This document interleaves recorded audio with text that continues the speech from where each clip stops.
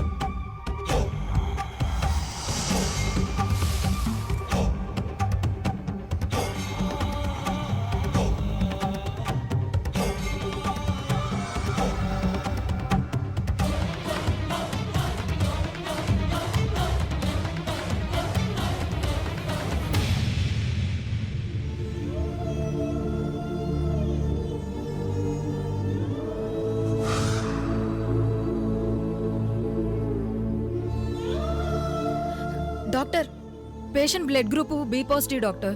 అది మన blood bank లో లేదు డాక్టర్. మై గాడ్, అది రెగ్యులర్ గ్రూప్ కూడా కాదు, రేర్ గ్రూప్. ఇప్పటికిప్పుడు ఎక్కడ దొరుకుతుంది? బయట పేషెంట్ వాళ్ళ ఫ్యామిలీ మెంబర్స్ ఉన్నారు. ఎవరిదో ఒకరిది సేమ్ గ్రూప్ అయి ఉంటుంది. వెళ్ళి అర్జెంటుగా కనుక్కోండి. వాళ్ళకి తెలియకపోతే వెంటనే టెస్ట్ చేయించండి. సరే మేడం. త్వరగా వెళ్ళు. అర్జెంటుగా బ్లడ్ కావాలి. పేషెంట్ ది బి పాజిటివ్. మీలో సేమ్ గ్రూప్ బ్లడ్ ఇవ్వగలిగే వాళ్ళు ఎవరైనా ఉన్నారా? ఏ గ్రూప్ అన్నారు? B positive. నేనిస్తాను.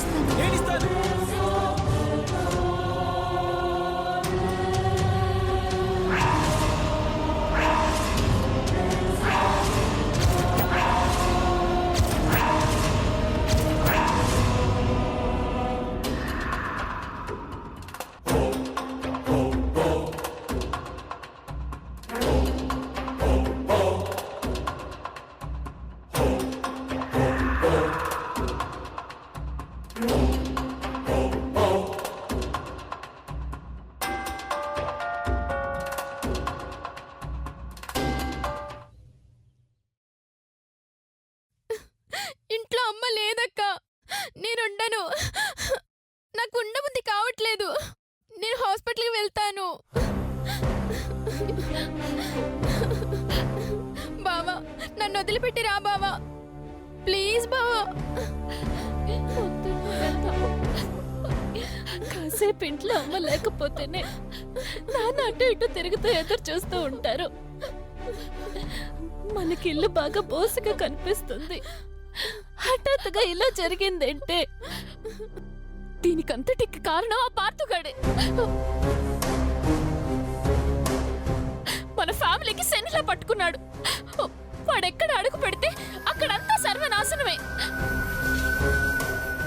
నా పెళ్ళప్పుడొచ్చాడు, నా పెళ్ళ ఆగిపోయింది. నాన్న అరెస్ట్ అయ్యారు. నీ ఫంక్షన్కి వచ్చాడు. ఇంత ఘోరం జరిగింది. అసలు ఎవరు పిలిచారు? ఎందుకు వచ్చాడు? కావ్య కావాలని గొడవ పెద్ద చేశాడు. పొమ్మన్నప్పుడు పోకుండా నాన్నను రెచ్చగొట్టి ఇక్కడి దాకా తీసుకొచ్చాడు. వాణ్ణి అసలు చంపేస్తే పీడ వదిలిపోతుంది. కావ్య, వాడు మాత్రం ఏమన్నాడు కావ్య? ఏంటి మీ అన్న కాబట్టి వెనకేసుకొస్తున్నావా? మా అమ్మకి ఇలా జరగడానికి కారణం వాడు కదా. వాడు తోసేయకపోతే మా అమ్మకంత గాయం అయ్యేదా? ప్రాణాల మీదకొచ్చేదా?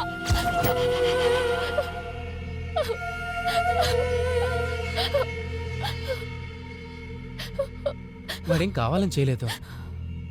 మీ నాన్న కూడా కాస్త ఆవేశం తగ్గించుకుంటే బాగుండేది. ఎవరు ఆపినా ఆగకుండా అంత రెచ్చిపోయి మాట్లాడితే ఎలా చెప్పు? ఏంటి వాడేమైనా అంతకుముందు శ్రీరామచంద్రుడా? వాడి మూలాన ఏ చిన్న మంచైనా జరిగిందా మాకు? రాక్షసుడు మా అక్క లైఫ్ ని డిస్టర్బ్ చేశాడు. ఇప్పుడు మా అమ్మని కూడా బ్రతకనిచ్చేలా లేడు.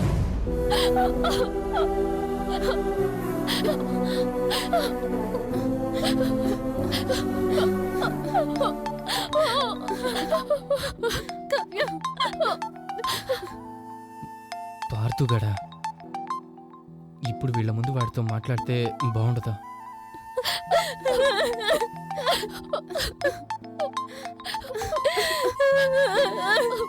ఊరుకో కావ్య, అమ్మకేం కాదు. దివ్య, కూర్చో కూర్చో.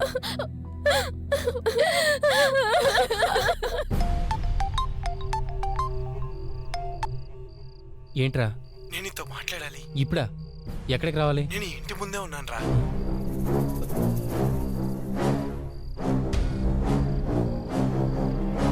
ఆ.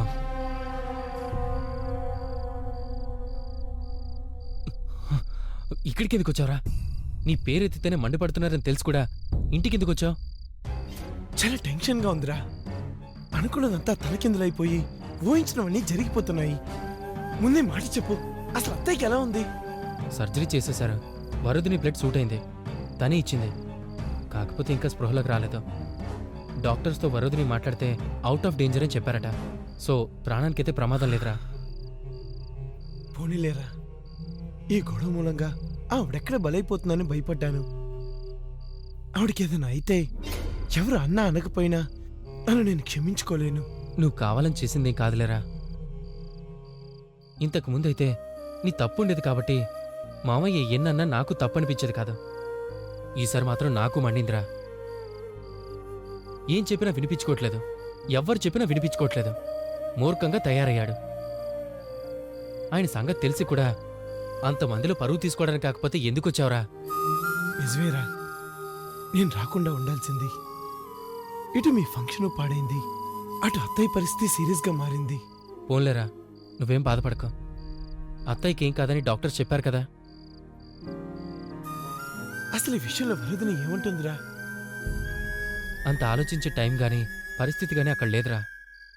సర్జరీ పూర్తయ్యేదాకా టెన్షనే. అయిన తర్వాత పర్వాలేదన్నాక ఇంటికొచ్చేసాం. జరిగిన దాంట్లో నా తప్పేం లేదని అనుకుంటుందో, నా మూలంగానే వాళ్ళ అమ్మకి ఇలా అయిందని మళ్ళీ కోపం పెట్టుకుంటుందో ఏది తెలియటం లేదు. ఉండబట్టలేకపోతున్నాను రా. వెంటనే వెళ్ళి వరదని కలవాలనుకుంటున్నాను. ఏంటి, నువ్వు మళ్ళీ వెళ్తావా? సాయంత్రం జరిగింది మర్చిపోయావా? అయినా అసలు నువ్వు ఆయనకి కనపడితేనే చాలు నరికేసేంత ఆవేశంలో ఉన్నాడు. ఇంకోసారి గొడవ పడ్డం తప్ప నువ్వు వెళ్తే ఒరిగేదేం ఉండదురా.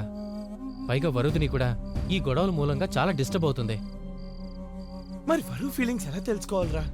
ఈ విషయంలో ఎలా రియాక్ట్ అవుతుందో ఎక్స్పెక్ట్ చేయలేకపోతున్నాను. నువ్వు లేనిపోనివేం ఊహించుకో మాకు. 2 రోజులు పోతే అత్తయ్య గారు కోలుకుంటారు. ఆ తర్వాత అందరూ కాస్త ప్రశాంతంగా ఉంటారు. నిదానంగా వరుదిని కలిసి మాట్లాడచ్చు. అప్పుడైతే ఇంత ఆవేశాలు ఎవరికీ ఉండవు. ఏమంటావ్? ఏమోరా, ఓపిక పట్టలేకపోతున్నాను. రే, ఈ తొందరపాటు మూలంగానే అంతా రివర్స్ అయిపోయింది. మళ్ళీ ఓపిక పట్టలేనంటే ఎలా? ఓపిక పట్టాలి. ఎంత కష్టపడి వరుదిని మార్చుకున్నా తీరా కలిసిపోయాక చెడగొట్టుకున్నట్టు అవుతుంది. అర్థం చేసుకోరా.